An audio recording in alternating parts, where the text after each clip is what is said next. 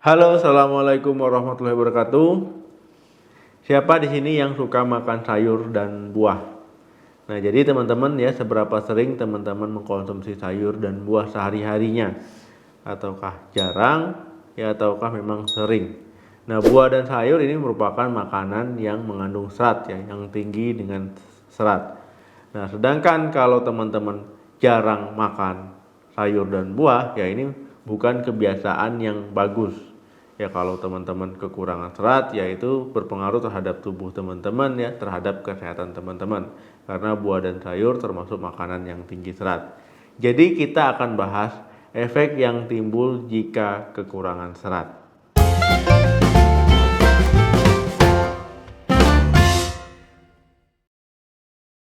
Jika tubuh teman-teman kekurangan serat atau teman-teman jarang mengkonsumsi makanan yang mengandung serat, ya, itu ada tanda-tanda ataupun efek yang bisa terjadi pada tubuh teman-teman. Ya, di antaranya yang pertama, berat badan terus naik. Keadaan ini yang paling sering terjadi ya, mungkin tidak teman-teman sadari. Ya hari ini ya teman-teman misalkan menimbang berat badan, ya kemudian beberapa hari kemudian ataupun seminggu kemudian ya berat badan teman-teman sudah naik. Nah ini terjadi karena teman-teman memang kurang mengkonsumsi makanan yang berserat. Kalau teman-teman mengkonsumsi makanan yang berserat, ya itu akan membuat berat badan itu terkendali ya ataupun terkontrol.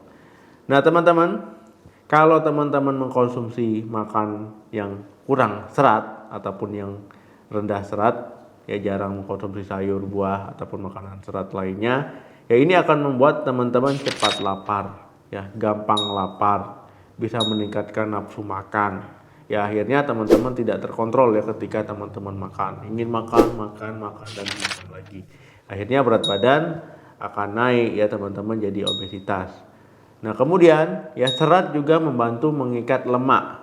Nah ini juga akan membuat ya lemak teman-teman berkurang ataupun tidak bertambah lemaknya dalam tubuh. Yang kedua, buang air besar tidak lancar. Nah hal ini sudah tentu ya, mungkin teman-teman sudah tahu kalau seandainya teman-teman kurang mengkonsumsi makanan yang berserat, ya teman-teman akan mengalami gangguan pencernaan ya, salah satunya masalah sembelit ya, susah buang air besar.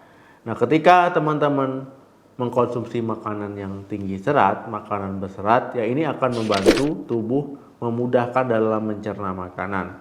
Kemudian juga akan membantu ya sistem pencernaan ya usus itu untuk pergerakannya lebih baik ataupun peristaltiknya lebih baik ya.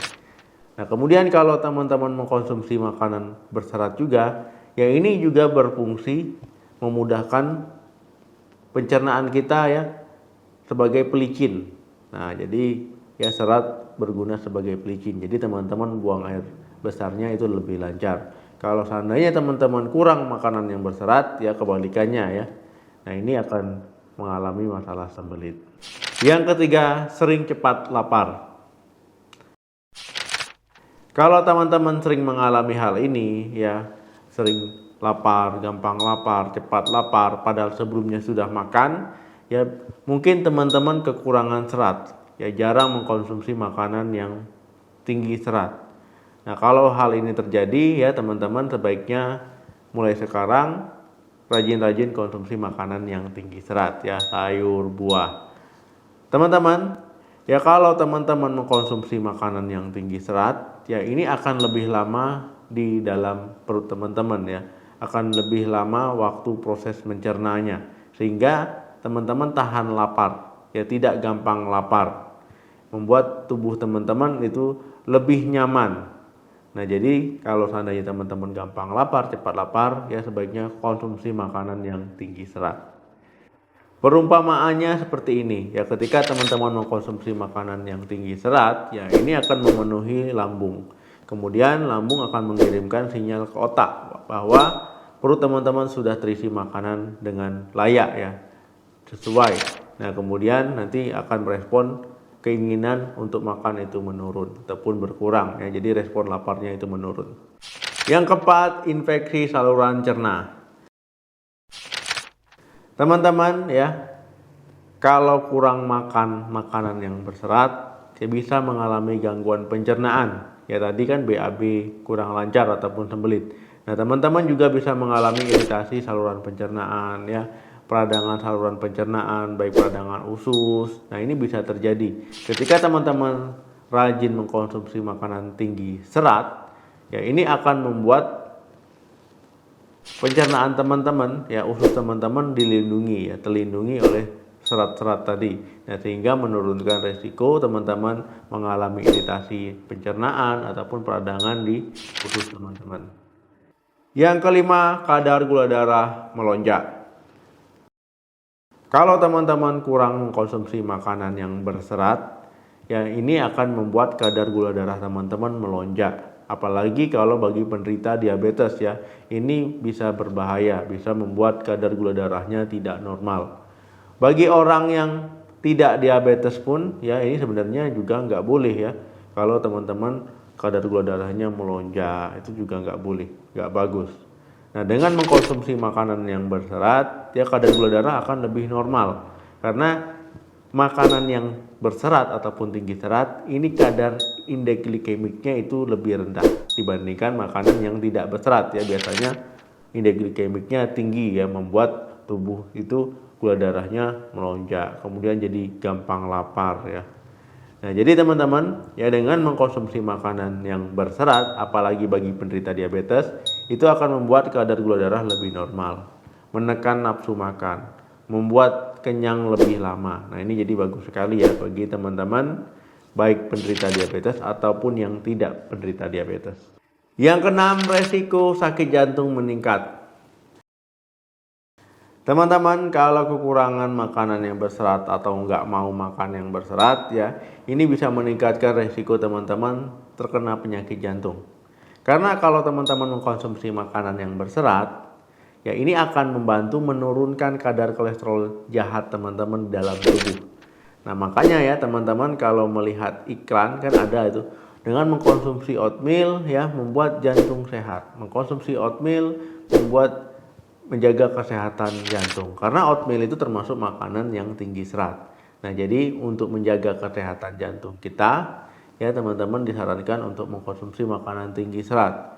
Kemudian bagi penderita kolesterol juga ya, yang kolesterolnya tidak normal, kolesterolnya tinggi, ya rajin-rajin mengkonsumsi makanan tinggi serat supaya kolesterolnya normal.